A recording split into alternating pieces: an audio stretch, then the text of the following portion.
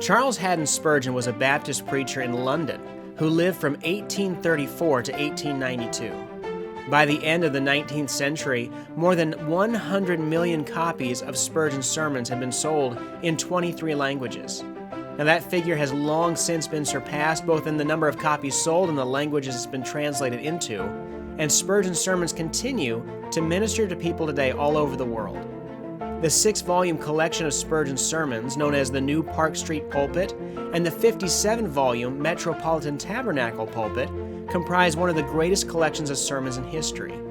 Now, although these sermons continue to be used and referenced by many, only portions have been retypeset in the more than 100 years since the collection was completed. That means the majority of copies available from this set are difficult to read with a rather small font and sometimes has the occasional typo or other error. On this episode of the podcast, I welcome back Jared Payne of a Pilgrims Coffer, who's creating a brand new, fully retypeset edition of the New Park Street Pulpit. We'll talk about the impact of C.H. Spurgeon, how Jared became interested in Spurgeon, the lasting value of these printed sermons, and the ambitious project of retypesetting these sermon volumes. If you're a fan of Charles Spurgeon and have benefited from his written works, you're going to enjoy our conversation, as well as the upcoming new edition of the New Park Street Pulpit.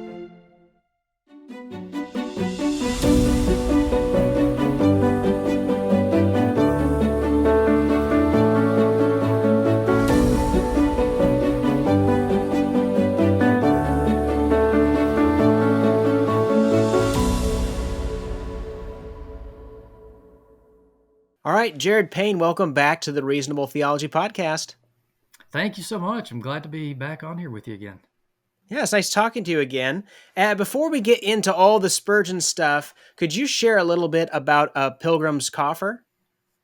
Yeah, so Pilgrims Coffer started for me just as a means to. I knew I was going to start getting into more of the theological works and spend more time. So I really had just intended to document and save parts and pieces for myself. And that just grew into a notion of why not share with other people if I'm going to go to the trouble to document and maybe even index things and quotes and whatnot. That's where that started. That was the idea. And so it became first a WordPress site that I had.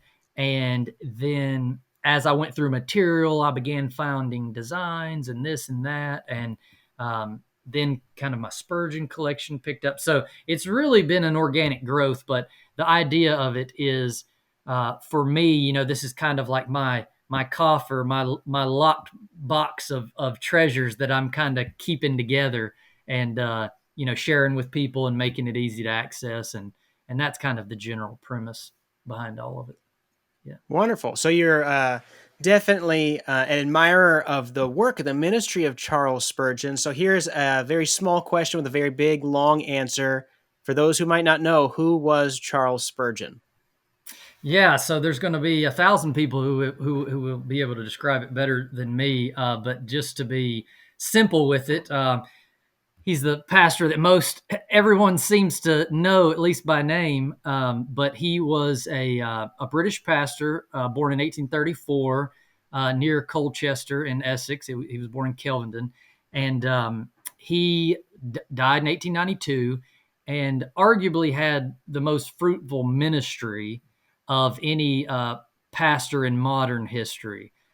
He's so often referenced and quoted and misquoted and all sorts of great things. But as an independent, nonconformist, Baptist congregation, after he left his first church in Waterbeach, he was kind of recruited to London and wound up taking over at New Park Street, which was the same body of believers that Benjamin Keach, John Gill, John Rippon, that they all were pastors over. So just a lot of great Baptist history, British Baptist history to begin with. But he was one of those figures where the lasting effects of his ministry and of his personality and his involvement in particularly England's theological changes through the Victorian era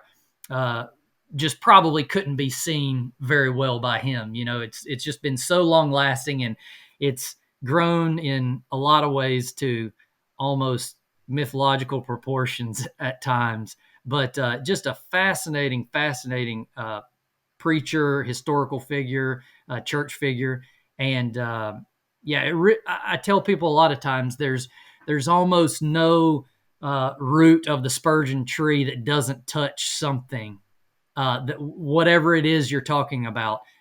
He was so well read, so well studied, both secular and theological, that he would make comment. You often see quotes that people will use about things, and a lot of times it's not in context. That isn't what he was talking about, but he was referring and dealing with so many different things that it's almost easy picking to pull a Spurgeon quote and have it kind of reflect your opinion about something. Right. So you almost need a dictionary and an encyclopedia just for Spurgeon. So that's what makes it so fun, I think.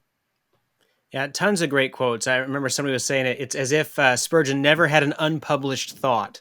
And one of the ways that he remains popular is through his published sermons. So obviously, as you said, he died quite a while ago in London, England, and yet you can still access and benefit from and just really grow through what he preached so long ago in England. And so many people, as we've already said, have an affinity for Spurgeon. They've been helped by him. Why is it, do you think, that his sermons remain popular, remain helpful, even though we're pretty far removed both in time and place and culture and all of that? Well, I think there's probably a handful of aspects. These are just kind of my take on some of it. I'm sure other people would have different aspects regarding this, but I think that especially in his day and within a relative time period to his preaching, his preaching style even then was just so impactful because of his very illustrative and very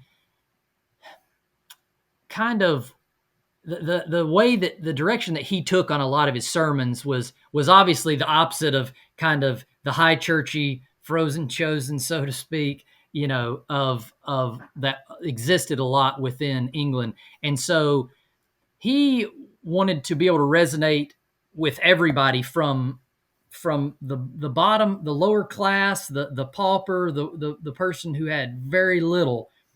He did not want to just relate and offer something, as kind of a service for these higher classes in England, which at that time was a an issue. And so, but combined with his willingness to work through illustration and metaphor and his study of so many aspects of everyday life, he was well known to have folks like sailors come in from maybe the docks and hear him preach and say, "This guy knows more nautical terms than half the people that we're around all the time. Why is it?" And so he invested a lot of his time into study. And so I think from that aspect, he related so well with people in his day. And I don't think that has changed.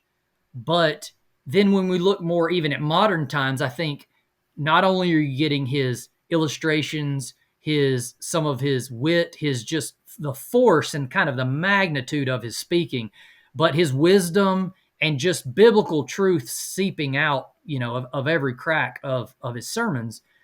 But nowadays you have so few people who even preach even in more of that mode, which would have been more understandable then. I think it is something that people kind of read almost from a literature standpoint, because our sermons today, I guess it depends which churches you're out of, and what you're used to. But our sermons today, if you just compare them, can be quite different. So I think there's a lot. I think people can kind of be enamored by reading some of his sermons a day and say that was a sermon that he was preaching off of a note card. Which means he's not most of Yeah. his entire ministry he wasn't reading. I think in his early years, they've got some documented writings where he tried to largely write that down. That was before he came to New Park Street.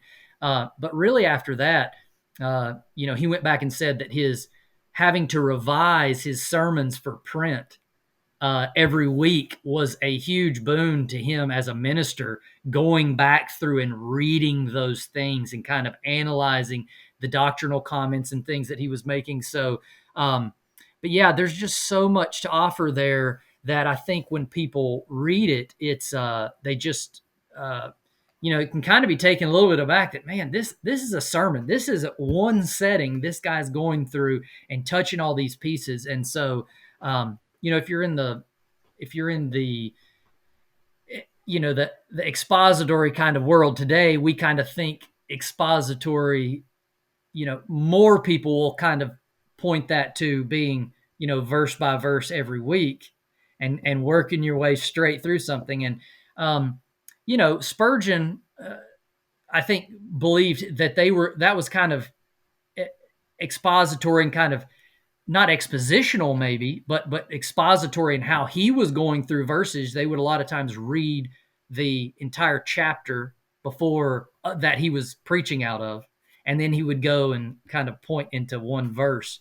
So he was being expository. He was going through and tying in and bringing in a lot of points to give you the context and understand these things. But he just had a mind, just an ingenious mind about the way he would make connections with things. And there's a lot of sermons that, and I haven't read the most. There's some folks I think who have read a lot of his sermons as numerically. But even going through what I've gone through, you can start out and go, okay, yeah, I think he'll probably go this direction with that sermon. And he goes somewhere that you go, in 100 years, I would not have just thought to go that way. Yeah. With the verses he's dealing with. So yeah, I think it's a lot of different aspects that he brings to the table. But yeah, you're gonna get a very complete sermon, and you're going to get historical references. You're going to get names. You're going to get sometimes references to other material that will point you to other good reading that he just mentions kind of offhand and through his sermons. And, for those who are probably more intentional, I think kind of just even looking at his sermons a little bit more broadly as an outline. I think for, just personally, and I'm no authority here, but just for even younger pastors or just pastors who have been in ministry, I think it's, can be very edifying to kind of look and see how he outlined largely his sermons and how he went about it. And, there's always there's always those elements of scripture that sometimes we, maybe don't spiritualize enough, don't kind of ponder maybe kind of more of the spiritual elements. Sometimes we can, and that's not to say that that's wrong what we're doing, but Spurgeon just had a way, he would go out on some limbs that I think he justified in his preaching, but he would go out and just really give you some things to think about that you go, man, I've never have heard anybody go discuss some of the things in his sermons. So I don't know. I think you might have to ask the different individual people what they get from it. I tend to get just a lot of different things as I'm going through the sermons and recording. So I'm just going, man, what doesn't he offer sometimes, right? Yeah, and I think so much of what I appreciate from his sermons is how much of his heart comes through. He's never one to shy away from a difficult doctrine or a hard truth, but he's not running around with a sledgehammer and just smashing people on the forehead with it. Just the love he has for Christ comes through. He stirs that up in you as you read through his sermons. I think his heart is something that people really appreciate about reading his sermons. I mean, there's lots of sermons that you can read that, I got a lot of good facts. I got a lot of good information, tied in a lot of things. but his just really doesn't lack at all in just the affection for what he is preaching about. No, I think that's definitely true, and so you see largely pretty quick where where his intentions are in his sermons. He will a lot of times make it pretty clear if he's talking to the saints or if he's Yep. talking to sinners broadly. And then early on, in his ministry, he you see him talk about how uh, and you'll especially if you read it in the sermons where he mentions it, which is very early on, like in 1855, in the printed sermons. But you'll see that continued where he was very intent about divide, right? Get to the end of the sermon and divide the sheep from the goats and push on the people to be convicted. Yep. He had no problem saying, there's some of you here who Yeah. are not believers, who are not elect, who won't have a desire. You're here to listen to me out of curiosity, right? And he knew the way that it Yep. was. Especially, took no time for his ministry to balloon, and that was really when you think of in the day and age of social media and all these things. Now go back to the 1850s, and think, what is he doing to bolster up? Nothing. Yep. Word of mouth, right? What other people? He wasn't doing anything, and he couldn't keep people. He couldn't keep room. There's a sermon where he actually mentions that, where he says, if you're just coming here for curiosity, please don't come, because there's people who need to hear, who want to be here, Yeah. who need to hear this. And so, but that divide attitude, comes through in a lot of his sermons, and he would come back and he had no problem describing, who those were who Yep. aren't elect, who don't have, a true desire to detest their sin and seek Christ. But then he labored hard to convict those who, very well might be God's sheep and, Christ's sheep, and to draw them in and to convict them more and to push them to really challenge themselves and question themselves today with what he was preaching. Yeah. So, he was just full of passion, full of, bringing these sermons full circle, and really just a pastor that preached Christ in every drop of sermon that he was in, no matter where he was in Scripture. And that is, that's just a testament to just how not only how intellectual he was on things and what good his memory was, but just how he was so in tune with Scripture and so constantly looking for the spiritual nature for the saints' food, the sheep's food in everything, and for the sinner's conviction in everything. And so that was he was definitely an evangelistic preacher.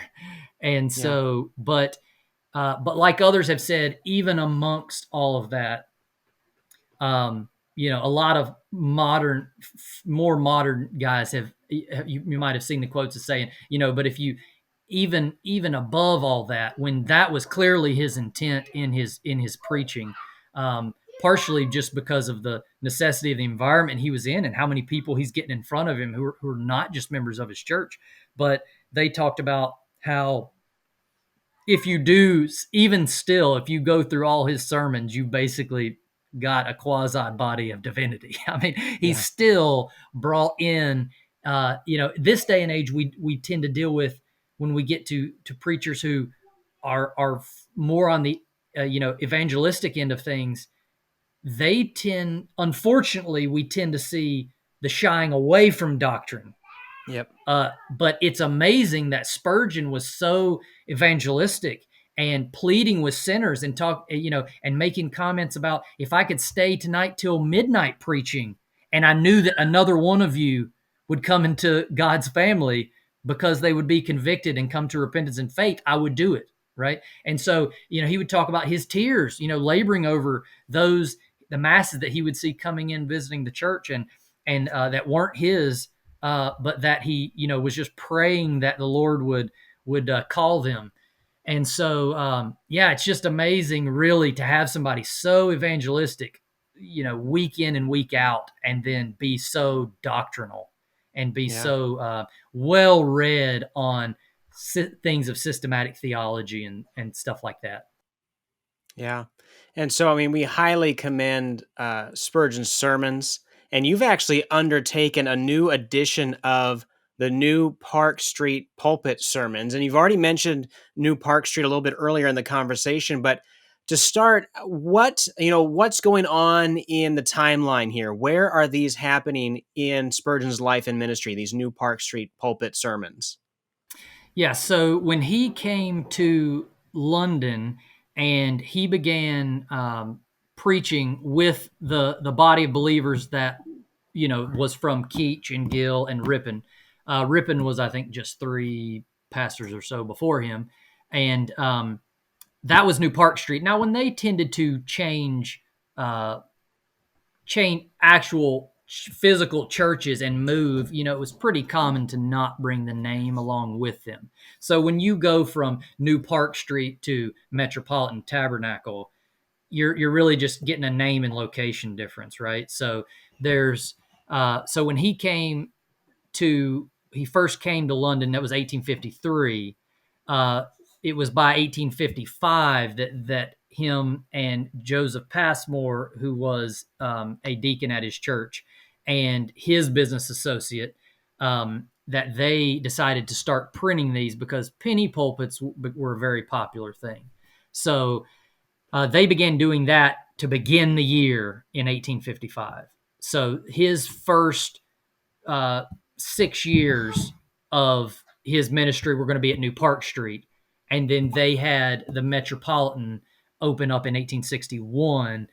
But really, if you look at his ministry, the before the first year was over, they were preaching at Exeter Hall because they didn't have room in New Park Street. So Right. literally months into it, they're going to Exeter Hall, and then they're having to do Royal Surrey Gardens, and they're having to do a lot of these things until ultimately the Metropolitan is opened up in 1861. So those are the kind of the first 6 volumes that make up, when people think of his 63 volume sermons, it's generally called the Met Tab, right? Kind of sermon pulpit set. But the first 6 years are at New Park Street, so they are the New Park Street Pulpit. Wonderful. And so what was it that inspired you to take up this task of creating a new edition of Spurgeon's sermons? What did you find lacking in what was available out there right now? And what are you hoping to do with this new edition? Yeah, so when I was going through and doing, for a year, I went through and did like these Pilgrim Digest magazines, and they were kind of just like, you know, a, a little quasi fractional sword and trowel type edition that we did for a year. And one day, Lord willing, I'd love to get back to those. That was one of the most fun things, was to be able to go through and pull, a diverse amount of, whether it be sermons, articles, sections from, this Puritan's book, sections from, this guy's stuff, and put them in a little monthly magazine. Was just a lot of fun. But that's when I was going through and really working on some of his sermons and trying to get them transcribed correctly. And then that's when you do that for a year straight, then it starts to kind of stick out that, number one, there are some errors in the originals. They were weekly penny pulpits, so they're getting them out and trying to sell them for a penny. Yeah. This is not a, triple edited general editor kind of project where they're going to go through and really nail everything down. I mean, now largely considering the time period, it was, it was well done, but there's sometimes you had ink not laying down. I've had several of like the original issues of the original volumes of the pulpit books. I've got multiples of some of the same years, and can go in and certain sermons, you can find the ink laid down differently on all 3 or 4 of them. So you get inconsistencies there that were not necessarily, it's not that they made an error or left something out, but that just in the printing process, sometimes it didn't always come through right. But then you did have some errors. You do have to remember that these are kind of transcribed based on speech. They are not intended to be a polished literary work. So so when you combine kind of those things and you see some of those errors, and then you go with what we have, with what there is out on the web, there's always a lot of Spurgeon material out on the web. But when you go out there and you start comparing that to originals, then we really see the deficits of any digital material that we've got out there. Some pretty good, not a whole lot. Others, I mean, I've run into entire sentences missing. I mean, 1 and 2 sentences completely just not even out there in some of these text, groupings that are out there online. And so, yeah, when you go from looking at an original and trying to transcribe that, and then you're looking at what is already out there, and then you go, okay, well, this is nice because it's digital, it's easier to read. But then you start comparing that with the original, and you go, okay, now these are just, in some cases, way off. Not enough to where I would say somebody should not feel confident that they're going to understand largely what he's getting at. But, coming from somebody who is trying to quote things in magazines, is trying to have a full sermon, and when you want something correct, when you read something, even in a sermon that's profound, and you go, hey, I want to pull that paragraph. Well, if you're like me, I want to make sure that paragraph is actually right, and want to have some kind of confidence that it's right and that something didn't get transcribed wrong.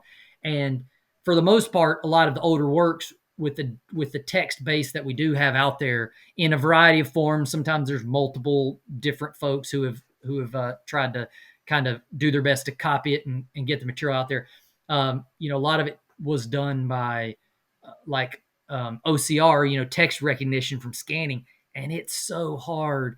They just, even the really good equipment does not pick up all that older, smaller, kind of less defined font, and it Right. can really make a mess out of it. And so it just depends how much time somebody went back and cleaned it up. And again, there's a reason that these sermons, since they finished in 1917, at least, the official kind of set, so to speak, that Passmore and Alabaster printed, there's a reason they've never been retypeset. It's just a bulky endeavor, right? It's 63 volumes. It's over 3,500 and however many, I didn't know I had the number on my head the other day. But you're talking almost going on 3,600 sermons. Even in the original pages, you're talking 8 to 10.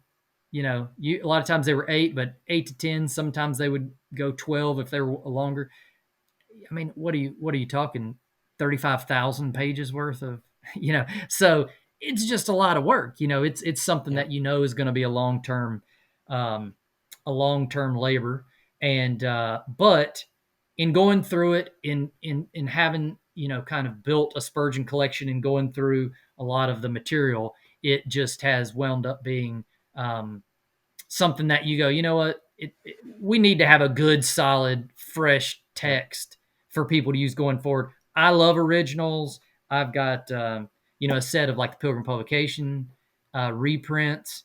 Love using them, love looking at them. I always have them here on my desk. So certainly no qualm there. And I don't intend to replace the kind of the position that they would hold for the enthusiast or the Spurgeon collector. But I do think, it's 2023. And so I think it's kind of time to kind of start moving that direction. And it really opens up the door for a lot of opportunities once you digitize text for even for, pulling stuff, for indexing, for search capabilities, for any kind of new printing combinations of pulling certain sermons out. Just makes everything everything easier, and I think it will open up kind of some doors for new kind of material, or just more particular material to be able to come out and be utilized from people. Gives a lot of opportunity for that. So Yeah, absolutely. And then for the reader, I mean, it's going to be a much better experience than the teeny tiny, kind of smudgy, blurry Victorian font that you might have if you have a copy of, one of the volumes of his sermons. So, really looking forward to the project as it comes out. What was the process like for actually retypesetting this? What sort of challenges did you run into? well, largely kind of working through kind of base text and just literally line by line, trying to make sure everything's matching. But the biggest issue, which is just part of the project, and I think may have something to do with why these things have never been retypeset, is you do have some decisions to make when you get to some of these errors, some inconsistencies. You're going to, especially early on, you're getting a lot of minority spellings. You've got some decisions to make. So a lot of the printings that we do have, in more recent years, came from, in the US at least, right? With, like, the smaller Baker sets, and there's some other ones that are, just not a huge set, but just kind of have some of the Spurgeon sermons pulled. They are generally scans of the American printings, and the American printings from the Passmore and Alabaster prints were already changed a little bit. They would adjust some of the punctuation. They would Americanize the spelling. They would do some things like that. And so that's largely what we have here. And even some of the base text that we have, like out there on the internet, where you can go see full search, some of that, a lot of that comes from the American printings of those. And when they would go through and they would see some of these punctuation uses, which were acceptable, which are common and acceptable for over Sure. there, they would sometimes do some tinkering. And so, my goal is, number one, I don't want to be an editor. That's really not my desire at all. Other people can take his work and edit it, till the cows come home. That's really not my concern. There's some things that, you kind of have in your mind that are preferences. Well, I think it would be better if it was, but you got to remember what I'm trying, what we're hoping to offer is something that reflects the most accurate original text base that there is. And so within that, because I can't hear Spurgeon preach these things, and knowing that they are transcriptions of sermons, you always, I tend to want to default and be careful with making changes, because I don't know where that could have, that punctuation or whatnot could have been there, because of that was his inflection of his tone, right? If I put a period there and I start a new sentence, well, usually your voice follows that. And if there's just a semicolon and a little more and semicolon and he adds on, you have Yep. reason to believe that was you portrayed that way because of the way he was saying it. So I don't want to remove any of those aspects, because, potentially speaking, you would be able to hear that voice in your head the most accurately by reading the way that they transcribed them, and not going through there and trying to make it a literary work. So some of the biggest difficulty has been trying to challenge myself with, okay, could they have meant that there, or is that a clear error? And so my goal has genuinely been to, and I'm not going to be perfect when it's all said and done, but really to try to say, hey, if I'm just absolutely convinced, if I step outside of my own shoes, and I try to read this and go, what if I was, at that time? And kind of having been exposed to enough of the writing from the Victorian era to kind of know some of the interesting ways that they would phrase things and use punctuation, is to say, hey, if I'm just not sure, I'm going to leave it alone. if I'm convinced that there's a clear issue here, then I'll make those changes. So that's been difficult. And then just going through and, when you're dealing with proper nouns and things like that, a lot of minority spellings, spellings that were regurgitations of the way that the Puritans wrote some of these words and things like that, and saying, hey, if I can not nail that down, if I can verify that, then it stays, right? I don't update it. And so that, I think, we've lost that in a lot of the text that we do have out there where it has been digitized.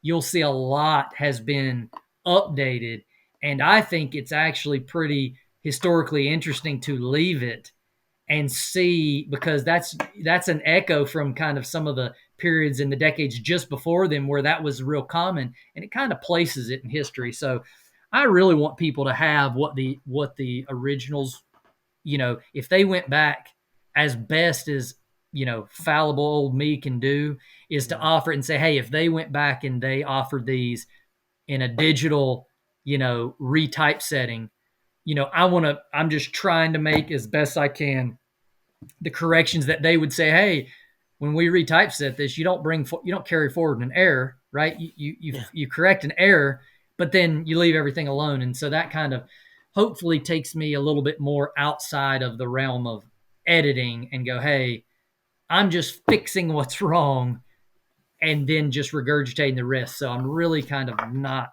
getting into the editing game. So really kind of walking that fine line has at times been a difficulty for sure. There's some that really put you in a pickle, and you go, and I'll be sitting here at 1:30 in the morning going,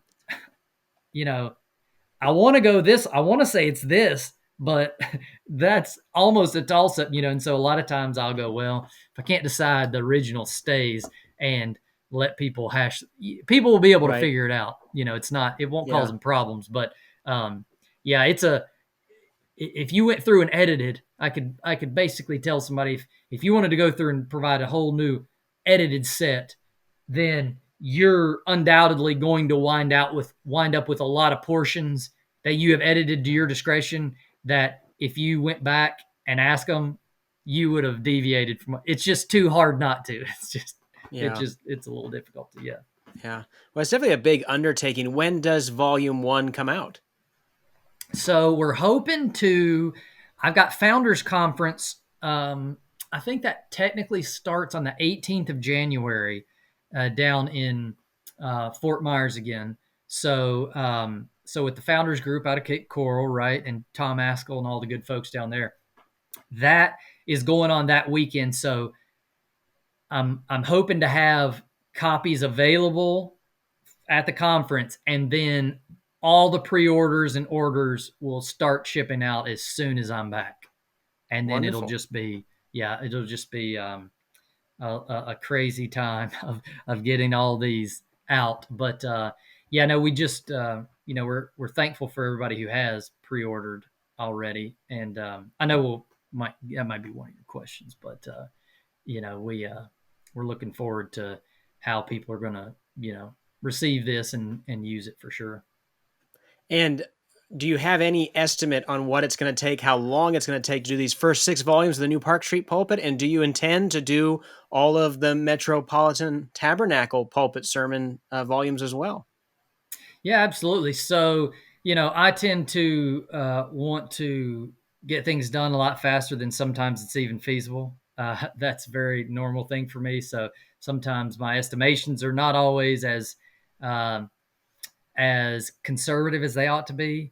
Our goal kind of starting out, I really said that I wanted to wind up getting to where we're kind of at 10 to 12 a year as far as these sermons, right? So that kind of answers parts of both those questions. I'll circle back, but so for these first 6, as I'm going, because this is all still kind of new and we're wanting to make sure everything's coming out and being produced the way that we want to, my kind of goal for these is pending, the support that we have for it. Obviously, support's a big thing. If we get enough base support to basically say, hey, we're good to just the cost to get these things done.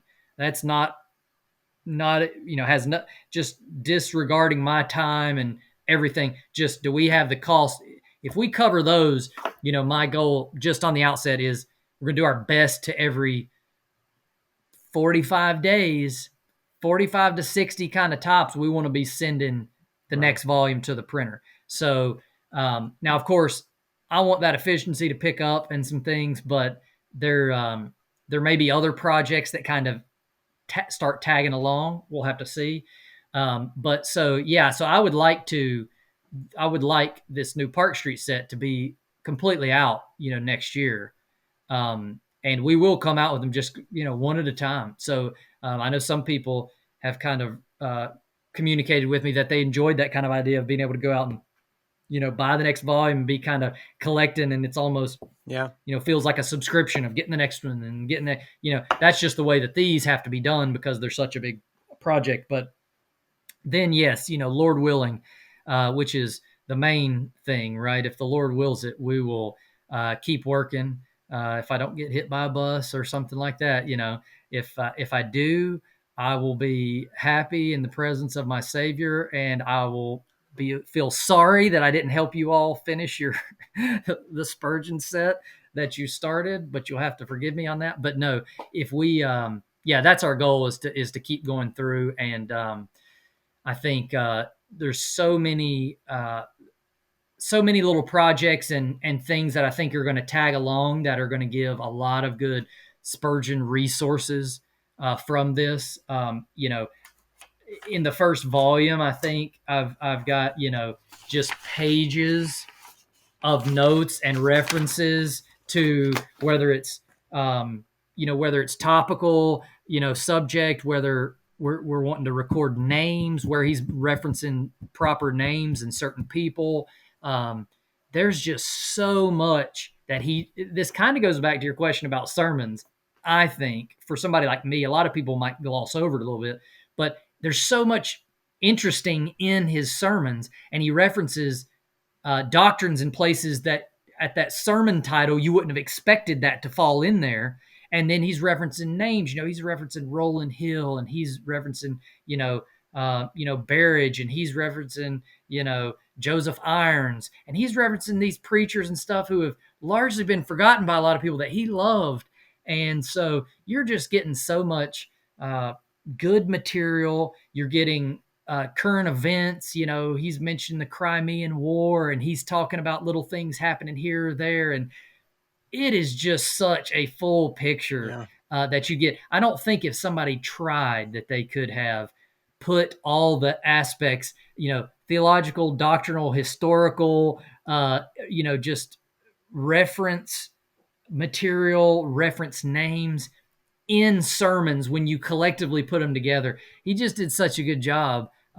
It really depicts a lot about, the time that he was the preaching. And but anyway, it's that's one of the reasons that I want to see it through, and I want to try to get these resources collected on the side. That is one thing that does also kind of slow me down a little bit, is I'm often stopping and writing these things down. Or if you do go to the website, which I know we'll mention in a minute, but if you go to the library tab on my website on pilgrimscoffer.com, if you scroll down, I've got quotes by topic all down through there, and these are being added in kind of all the time. And so they are largely, I did have some other quotes, and I probably had some before I transferred from WordPress over to a full site, that I never got transferred over. So it looks like it's all Spurgeon quotes. And for a long time, I mean, it's probably going to be that. But that's a really good one, because I reference the quotes, the sermon number, and the sermon name where you can find it. And I try not to pull out just little one-liners, good little sections to point people. So that's kind of one of those byproducts that is coming of this that does slow me down a little bit, but needs to be done while I'm touching it.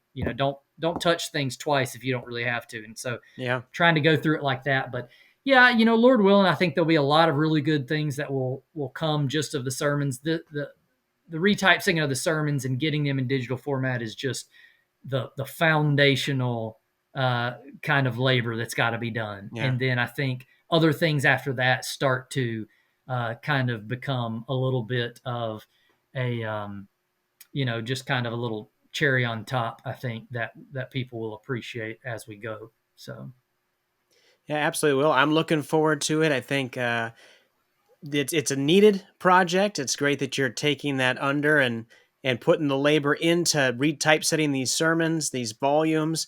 People can use them. Obviously, there's historical interest, there's biographical yeah. interest, but more so, it's going to deepen their knowledge of Scripture. It's going to deepen their affection for Christ. So, just devotionally, there's going to be a lot of value to these. Where can someone go to pick up Volume One of the new Park Street Pulpit sermons?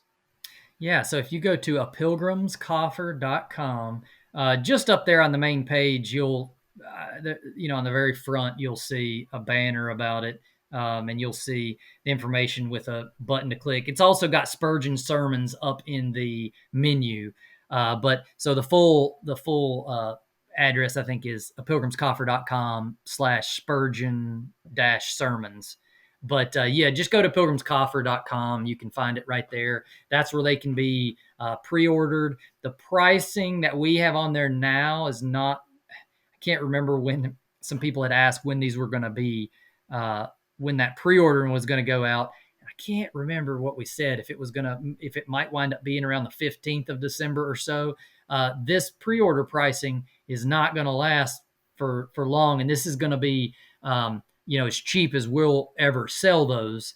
And so, but these are printed, Smith's own, printed, bound here in the United States by the printers that Banner of Truth uses. So Oh, if you great. have a lot of Banner of Truth, books around, they tend to be a very high mark for quality that people tend to like. So we're using the same printer, so that just to give somebody an idea. And these will be foil stamped and blind stamped on all sides to look, more in the vein of, of the originals. So we want to kind of bring that feel back. No dust jackets. I know you can get into some real, it's almost as bad as the watery wars of old when you get into the dust jacket wars with, these people throw them away immediately and these people keep, Yeah. but most of these won't come with, they'll be the cloth, and we'll have the adornment kind of on the cloth like the originals. So, but yeah, it's an exciting thing. We're hoping to, we really think when people see the finished product that they're going to, that they're going to be excited about it. But for people who think that they are, we just wanted to kind of give a little bit on, so they can trust the quality, to say, hey, just, Mm. it helps us if you go ahead and you do Yeah. pre-order. That gives us an idea of how many need to be purchased. Because I will tell people this, if this does seem something like they want, and a good set to have in their home, in their office, at church, something for use, because these are going to be, I think, much easier to read and much clearer and cleaner. And they also don't have to feel maybe as bad if they want to highlight and write. They've got, more, they don't have to feel as bad, and they've got maybe a little bit more clean room to kind of do that in. But I don't know when if this first volume sells out at some point, I don't know when we'll get back to Yeah.